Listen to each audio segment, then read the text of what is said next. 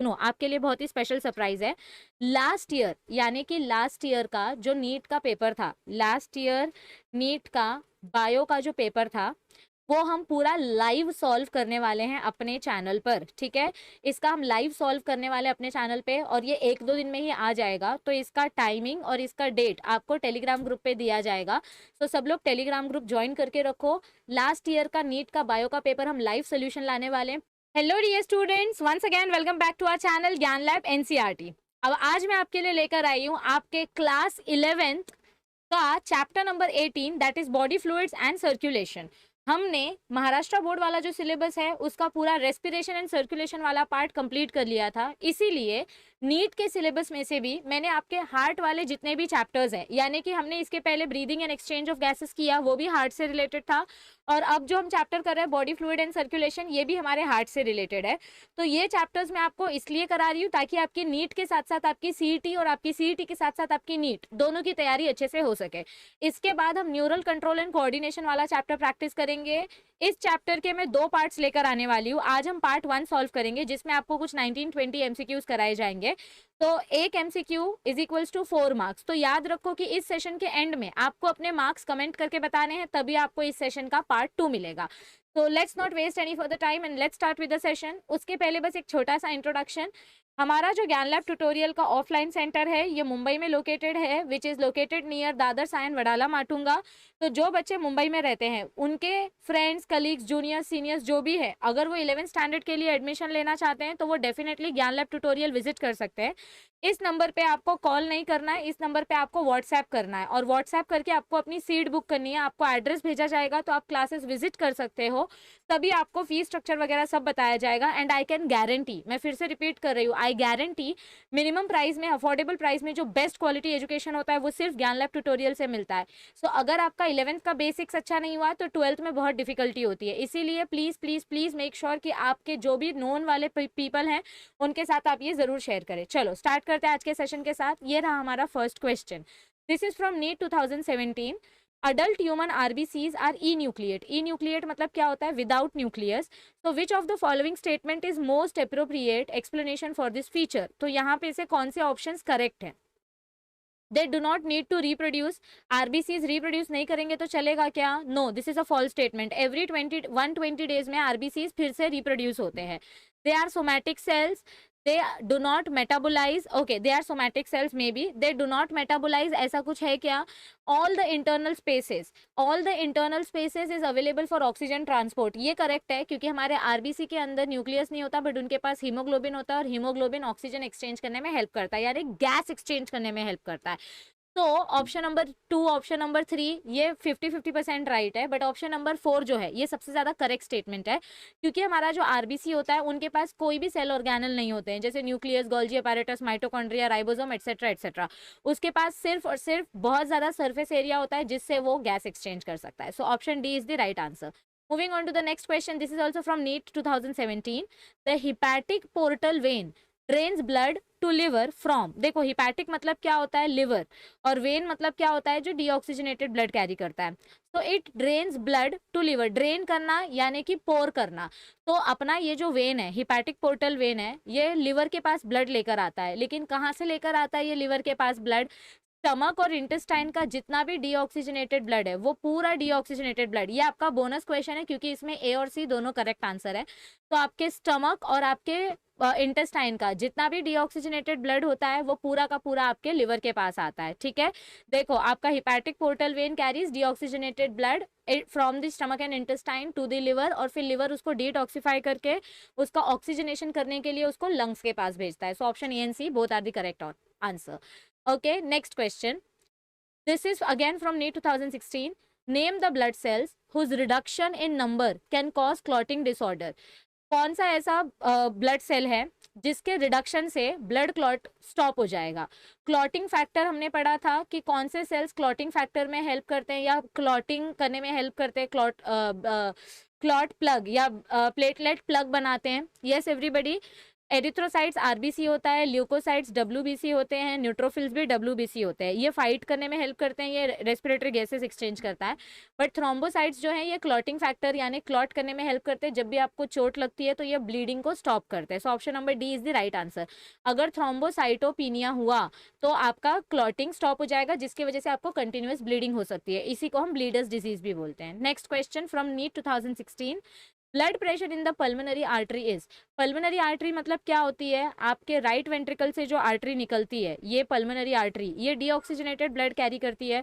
और यहाँ पे इसका प्रेशर बहुत ज़्यादा हाई होता है, क्योंकि ये डीऑक्सीजनेटेड ब्लड जाता है सीधा लंग्स के पास प्यूरीफाई होने के लिए, और फिर लंग्स से जो ऑक्सीजनेटेड ब्लड आता है वो पल्मोनरी वेन के पास जाता है और उसका प्रेशर कम होता है।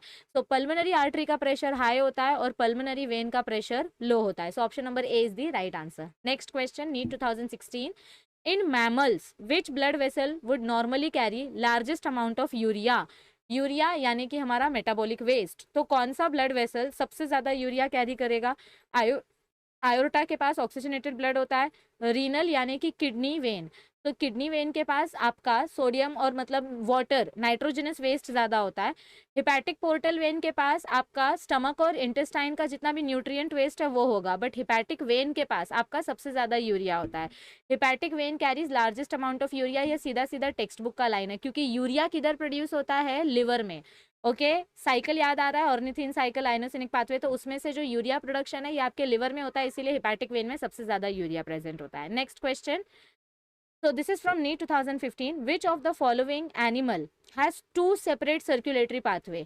डबल सर्कुलेशन हमने पढ़ा है, तो कौन से एनिमल में हमको डबल सर्कुलेशन देखने को मिलता है? Yes, lizard is a reptile. Frog कितने चेम्बर्ड का हार्ट होता है? Then shark and whale. इनमें से कौन से एनिमल्स में हमको डबल सर्कुलेटरी पाथवे देखने को मिलता है? वेल।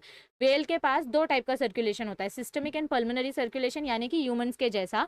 तो इसमें हमको दो सर्कुलेटरी पाथवेज देखने को मिलते हैं, यानी कि लेफ्ट एट्रियम और left ventricle oxygenated blood supply करेंगे, राइट एट्रियम और right ventricle deoxygenated blood supply करेंगे। Next question again from NEET 2015, doctors जो स्टेथोस्कोप यूज करते हैं तो उनको कुछ हार्ट की साउंड सुनाई देती है कार्डियक साइकिल में, कौन सी साउंड होती है वो? लब और डब। लब साउंड कब प्रोड्यूस होती है? जब आपके कस्पिड वॉल्व्स क्लोज होते हैं, यानी बाई कस्पिड वॉल्व और ट्राई कस्पिड वॉल्व, ठीक है। और डब साउंड कब प्रोड्यूस होता है? जब आपका सेमी ल्यूनार वॉल्व्स क्लोज होता है। सो सेकंड वाला साउंड पूछा है, सेकंड साउंड यानी डब साउंड। तो डब साउंड कब प्रोड्यूस होता है? जब आपका सेमी ल्यूनार वॉल्व्स क्लोज होता है। Is this clear everybody? So option number D is the right answer, क्योंकि सेमी ल्यूनार वॉल्व्स कब क्लोज होते हैं? जब आपका पल्मोनरी ट्रंक और आपका आयोर्टा दोनों में ब्लड चला जाता है, तो सेमी ल्यूनार वॉल्व्स नीचे से बंद हो जाते हैं। Next question from 2015, erythropoiesis starts in. Erythro मतलब क्या होता है? This is a 4 carbon sugar और ये प्रेजेंट होता है हमारे रेड ब्लड सेल में। और पोइसिस मतलब क्या होता है? फॉर्मेशन। तो रेड ब्लड सेल का फॉर्मेशन हमको कहाँ पर देखने को मिलता है? Yes everybody, in red bone marrow.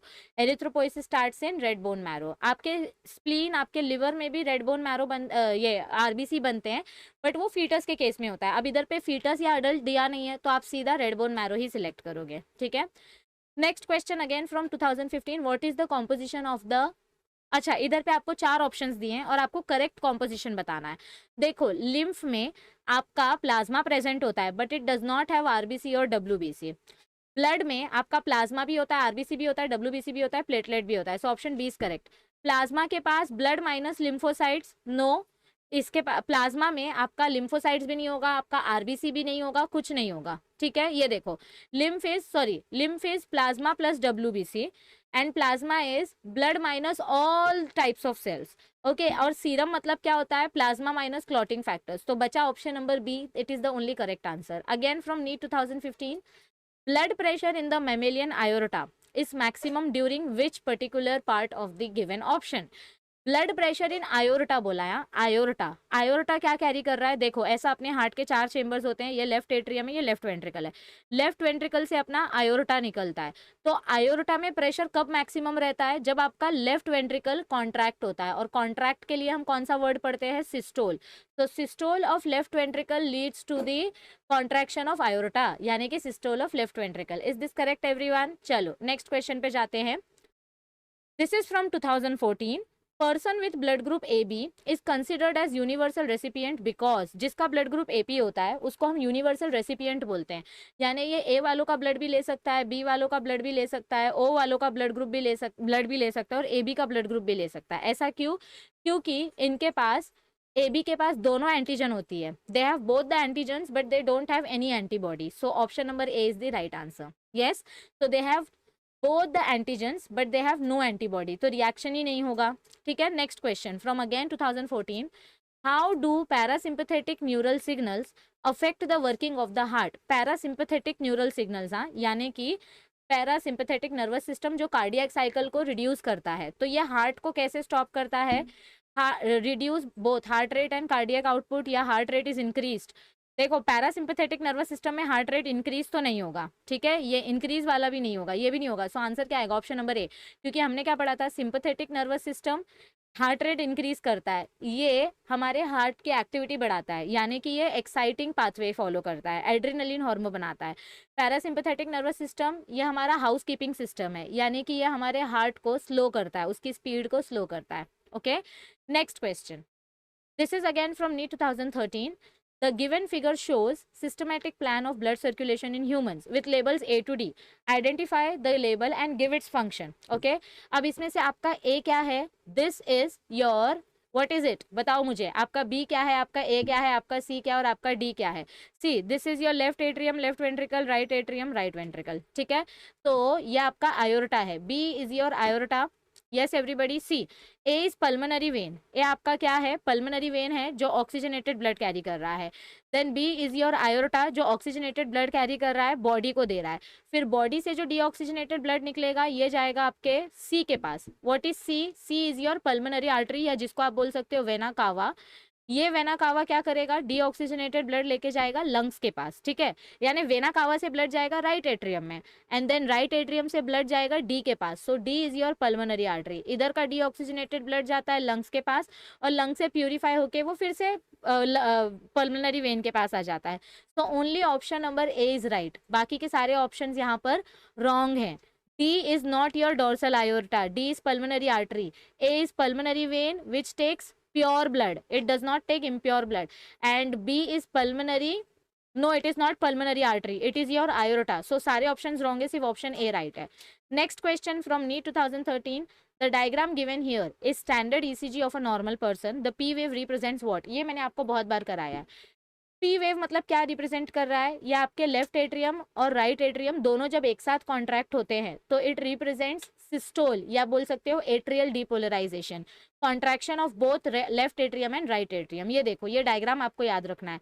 P wave represents atrial depolarization, QRS represents ventricular depolarization, and then T wave represents relaxation of the ventricles, यानी ventricular repolarization। चलो नेक्स्ट क्वेश्चन पे जाते हैं। NEET 2013, the given figure shows blood circulation in humans, ठीक है, ए to D. आपको क्या देखना है? करेक्ट लेबल ढूंढना है। आपका ए क्या है? It is your artery, no doubt. It is thick walled and blood flows evenly. क्या यहाँ पे ब्लड इवन फ्लो होता है? We'll see. Then B is your what? It is nothing but your capillary, correct, पर इनके पास 2 layers नहीं होती है, इट हैव सिंगल लेयर। यहाँ 2 लेयर्स नहीं होती है, यहाँ पे सिंगल लेयर होती है। Then C is your pulmonary, sorry, C is your normal vein which carries deoxygenated blood, और इसमें ब्लड इवनली फ्लो होता है, यानी कि एक कंटिन्यू स्पीड में फ्लो होता है। ये सडन जर्क या स्पर्ट के साथ फ्लो नहीं होता। The blood flows evenly.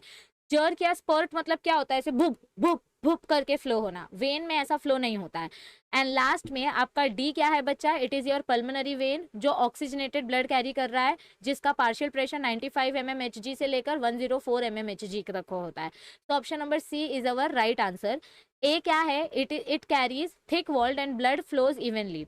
The blood flows in is intermittent. Intermittent मतलब क्या होता है? जर्क या स्पर्ट में ब्लड फ्लो होगा, यानी अटक अटक के होगा, आर्टरी में सडन प्रेशर के साथ होता है, वेन्स में इवनली होता है। So only option number C is the right answer. Next question, अब आपको यहाँ पे ये ब्लड का सेल डिटरमाइन करना है, ये कौन सा टाइप है। सबसे पहली बात तो इसमें इतने सारे ग्रैन्यूल्स हैं, इतना सारा है यानी कि ये पक्का ग्रैन्युलोसाइट है। तो बी लिम्फोसाइट और डी, ये दोनों का ऑप्शन कट हो जाएगा, क्योंकि बी लिम्फोसाइट भी आपका अग्रैन्युलोसाइट है और मोनोसाइट भी आपका अग्रैन्युलोसाइट है। अब बचा आपका न्यूट्रोफिल और बेसोफिल।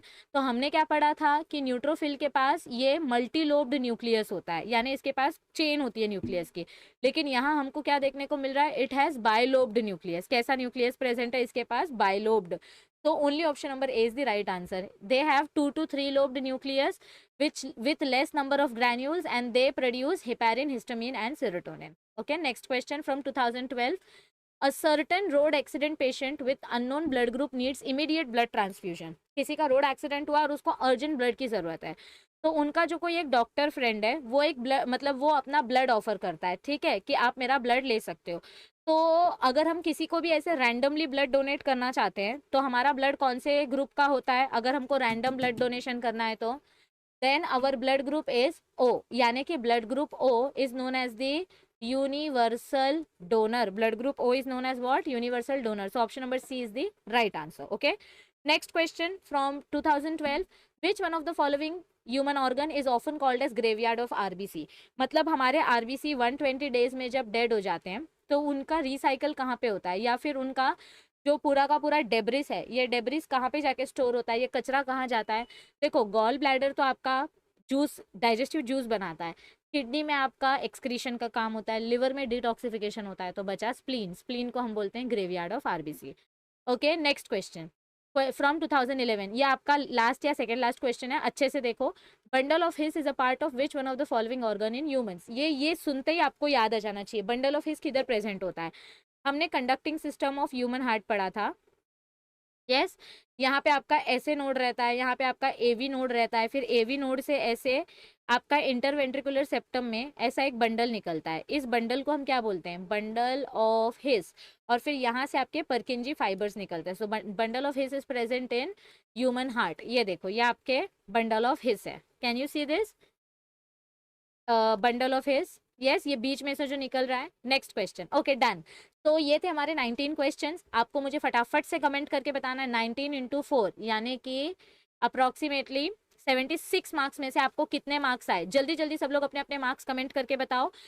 इसका पार्ट 2 जल्दी आपको मिल जाएगा अपनी चैनल पे। आपको बस करना क्या है, टेलीग्राम ग्रुप ज्वाइन करना है ज्ञान लैब एपी, ताकि आपकी तैयारी अच्छे से हो सके। और सुनो, आपके लिए बहुत ही स्पेशल सरप्राइज है।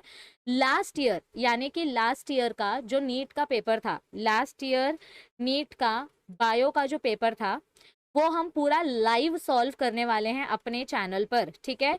इसका हम लाइव सॉल्व करने वाले अपने चैनल पे, और ये 1-2 दिन में ही आ जाएगा। तो इसका टाइमिंग और इसका डेट आपको टेलीग्राम ग्रुप पे दिया जाएगा। तो सब लोग टेलीग्राम ग्रुप ज्वाइन करके रखो।